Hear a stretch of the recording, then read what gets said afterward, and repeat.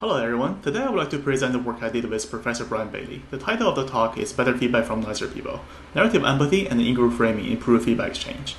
Imagine a novice content creator spent countless hours perfecting this poster design, only to receive a piece of very hard feedback, like the one shown on this slide. Undoubtedly, this experience will cause her much emotional distress and strongly discourage her from pursuing her photography hobby. Unfortunately, this type of harsh feedback is not uncommon online. Prior research shows antisocial users are more active online and contribute disproportionately more content. In general, an average user also tends to behave more aggressive online because of the online disinhibition effect. What makes it worse? Negative valence content, such as the harsh feedback here, also snowballs. The occurrence of such feedback increases the likelihood of future users that have similarly harsh content. To address this issue, in our work, we explore ways to operationalize empathy to improve feedback quality and discourage harsh feedback. Specifically, we examine the two empathy arousal interventions, namely narrative empathy and in-group framing. There are two research questions. First, how do narrative empathy, such as reading about the designer's experience receiving harsh feedback or the design process of the work, influence feedback composition and attitudes towards harsh feedback? Second, how does the in-group framing influence participants and interact with the effects of empathy arousal and narratives over the same measures? To answer the research questions, we conducted a 3x2 full factorial online experiment. 205 participants were recruited for the experiment. They were first divided into two groups, in-group framing and control framing. Participants read slightly different task instructions based on group framing conditions. Later, participants fill out the pre-intervention survey and then review the poster design. Afterward, they read a text passage of different content based on narrative empathy conditions. At last, they provided feedback on the design and fill out the post-intervention survey. This is the poster design participant reviewed, which is created for a local fundraising event.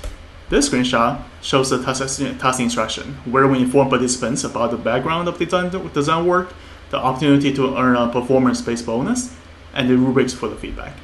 Here, based on the group framing condition, the instruction text was slightly different. In the in-group framing condition, we told the participant that he was paired up with the designer as a team, and referred to the content creator as a teammate to the participant throughout the task. We also told him that they might earn $8 bonus for $1 per person if the content creator managed to make a significant improvement based on his feedback. In the control condition, we refer to the content creator as a designer and told the participant that the bonus will be solely based on his own performance. The narrative empathy condition had three levels. In the negative experience narrative condition, participants read a narrative from the content creator, describing her prior experience receiving harsh feedback and how she felt afterward. In the design process condition, the narrative describes the design process of the poster. In the control article condition, participants read an article describing a technological concept. These are our results. Here in these plots, we label all conditions using two letters. The first letter represents the group framing condition, where I stands for in-group framing and C, the control. The second letter represents the narrative empathy condition, where D, N, and C stands for the design process, negative experience, and control conditions, respectively. For both charts, the leftmost column is the control framing control article condition. Our results show all interventions improve feedback quality in comparison with the control. Regarding levels of invested effort, both design process and in-group framing increase the average feedback length. A look analysis also shows participant intervention conditions tend to write feedback in a more positive tone, and shown in the last row in the table here.